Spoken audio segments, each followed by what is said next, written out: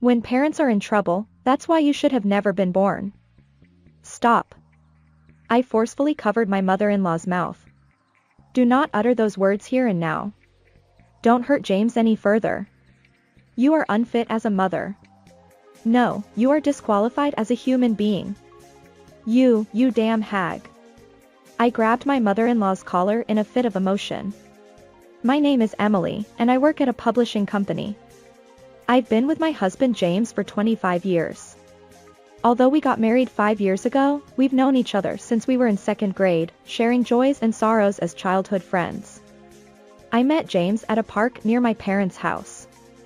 I've always been active, and while other girls were engrossed in playing house or make-believe, I often went to the park to play hide-and-seek or tag with the local boys. During such times, I encountered my future husband when he was just 8 years old. On that day, I headed to the park alone, looking for someone to play with. There he was, sitting on the swing in the empty park, my future husband. "Hey, why aren't you playing?" I asked, but he remained silent. "Hey, can you hear me?" I grabbed his shoulder and shook him roughly. "I can hear you." Ouch. Stop it. What? You can hear me. Sorry. Hey, are you free? Yeah. Ever caught a cicada? No. Well, I have. Let me teach you. I don't want to. Dragging my reluctant future husband along, I forced him to join me in catching cicadas. From time to time, he was seen in the park and I persistently called out to him. At first, he was reluctant, but they gradually became friends. Being still quite young, I failed to notice the circumstances he was in, and I would ask him direct and challenging questions. "Hey, why are you always alone? Do you have siblings?" "Yeah, I have an older sister." "Lucky you. I'm an only child. Why doesn't your sister come to the park with you?" "I don't know." "Don't you play with friends?" "You're always alone." "You're alone too." "Oh, right. We're both alone." At that time, I was carefree and laughing, not realizing how tactless my remarks were.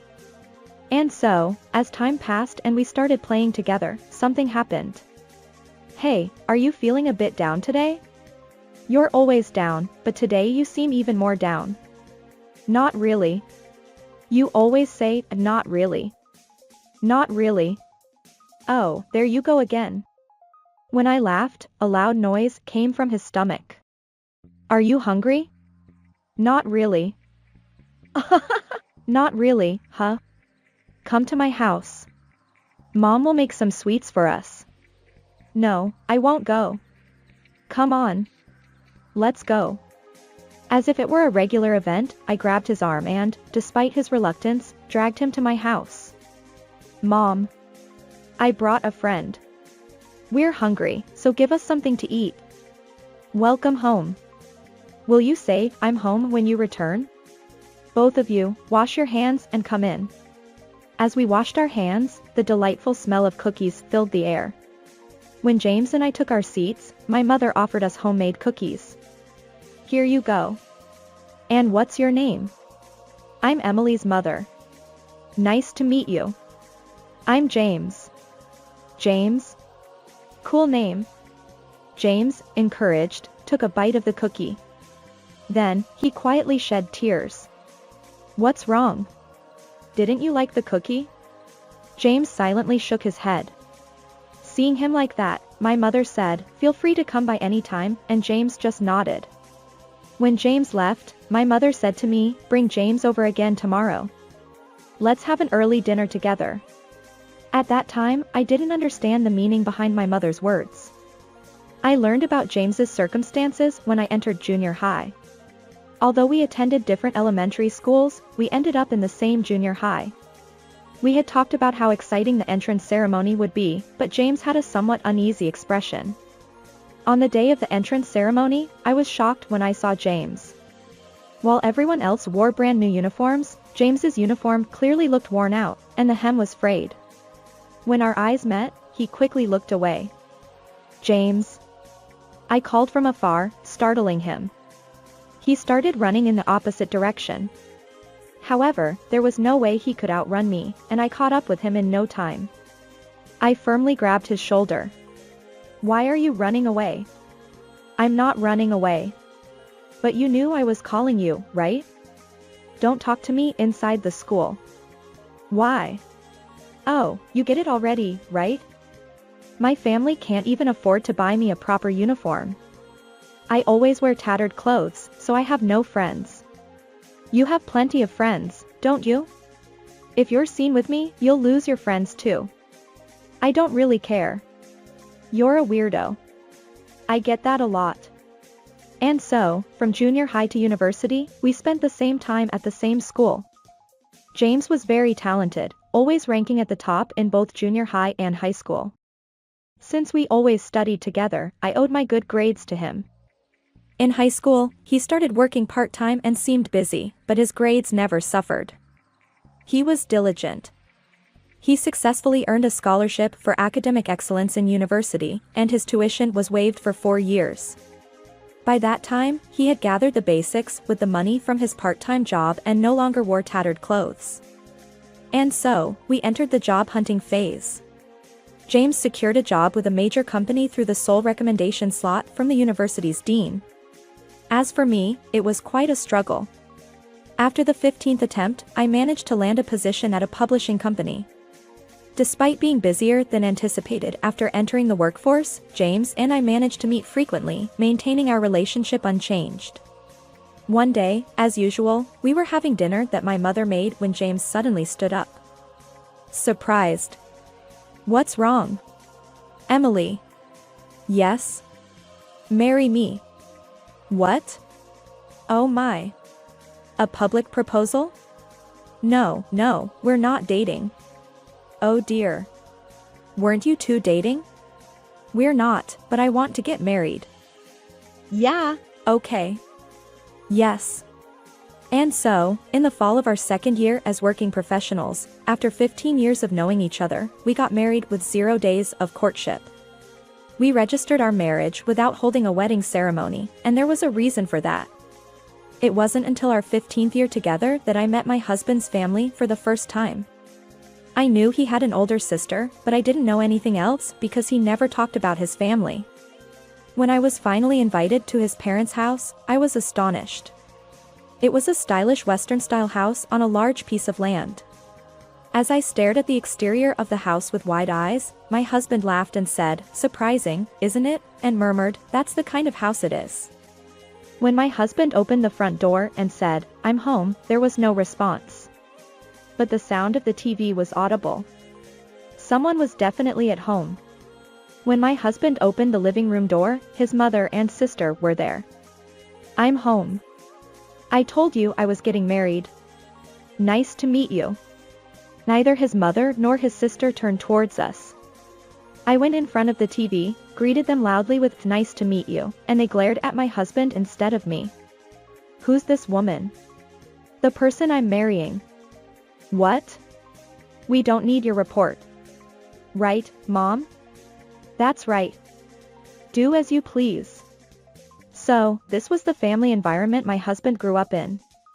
Well then, excuse us. They completely ignored me.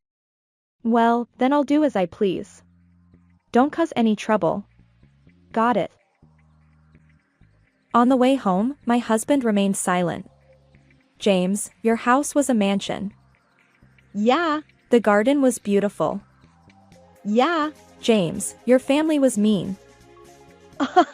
"You're not supposed to say things like that about someone else's family. You know that, right?" My husband burst into laughter.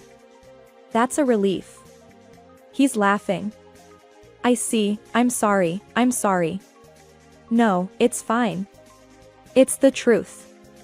After that, my husband talked to me about his family. When he was in the 1st grade, his parents divorced, and his father left the house. After that, his mother's attitude towards him changed abruptly. He was constantly told by his mother, "I don't want to see your face. You look just like him." Only his sister, who resembled their mother, received affection. It was a cruel story, especially considering that children are innocent. That's why I felt unwanted. I see. Then I'm glad I got you. Thank you for getting me. My husband smiled with a very gentle expression. Despite the terrible attitude from his family, my husband seemed somewhat relieved. And so, after registering our marriage, we started living in my parents' house. We began looking for land to build a new house. After about 6 months, we found suitable land, purchased it, and entered into a contract with a housing company to build our new home. However, in the 3rd year after the completion of the house, my husband was assigned to work overseas. His assignment would last for 3 years. We would have to live apart for those 3 years.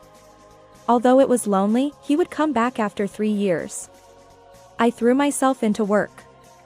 Every day, we never failed to exchange emails and phone calls. Gradually, we became accustomed to this lifestyle, and before we knew it, 2 years had passed. Today is the day my husband returns temporarily after 6 months. I geared up from the morning and prepared dinner. In the evening, the intercom rang. James is back. Welcome home. I energetically opened the door. Huh? It wasn't my husband. My mother-in-law and sister-in-law, whom I had almost forgotten, were standing there. Get out of the way. What? If you're standing there, we can't come in, can we? No. I have no intention of letting you in. As I tried to close the door, the two grabbed it tightly. It was a losing battle against the two of them. Fail to close the door. Let us in. No. Aren't you my daughter-in-law? No, I'm not. Move aside quickly. The sister-in-law tried to grab me.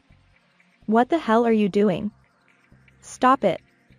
My husband, who had returned by taxi, pushed the sister-in-law aside. James. Aren't you supposed to protect your big sister in a situation like this? I'm protecting my wife, of course. Since they said to let them in, I refused.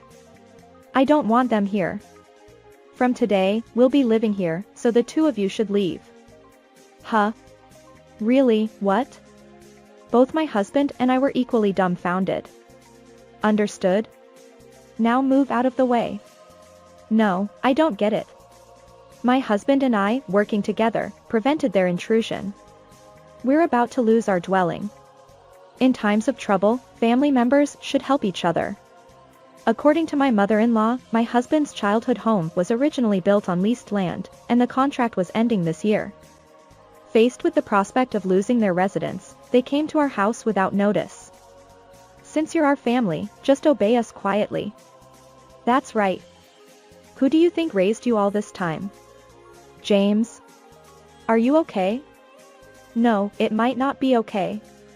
Then my husband exploded in anger. Family. Who? My family is Emily and Emily's parents. You two are not family. I may have memories of being abused by you, but there is not a single memory of kindness.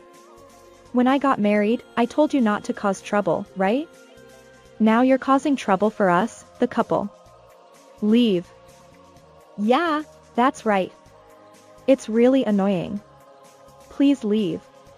How dare you speak so insolently as my daughter-in-law? Emily is not your family. I became Emily's husband by changing my last name. What? I changed my last name, so don't consider yourselves as my family anymore. Don't come here again. When parents are in trouble. That's why I said you shouldn't be born. Stop. I forcefully covered my mother-in-law's mouth. Don't say those words here right now. Don't hurt James any more than this. You are disqualified as a mother. No, you're disqualified as a human being. You awful woman. I grabbed my mother-in-law's collar emotionally. She was coughing violently, but I felt no guilt at all. We immediately closed and locked the door. Sorry, I got a bit heated. Yeah, it was cool. Really? Yeah, it was like a knight in shining armor or Superman. Superman, huh? We burst into laughter at the entrance. Emily is definitely in love with me. Yeah, maybe I've liked you since we first met? No, that's not it. You treated me like a servant. Ah, I see. It's a joke that you're in love with me. I'm the one in love with Emily. Oh. Looking at my husband's face, he was blushing.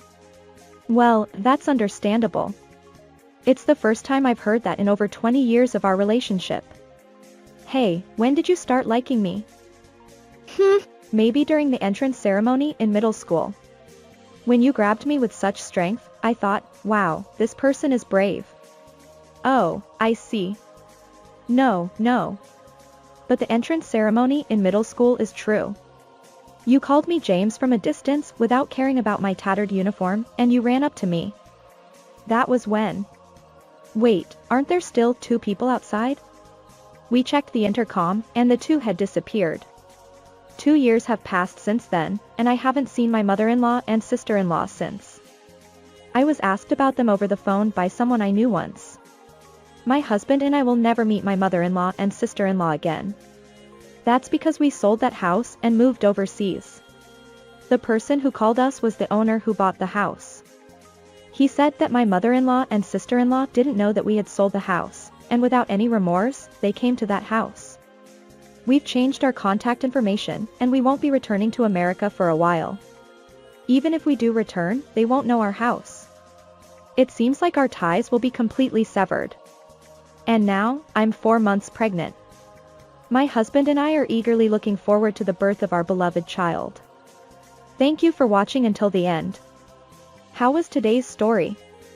If you enjoyed it, please subscribe to the channel. See you in the next story.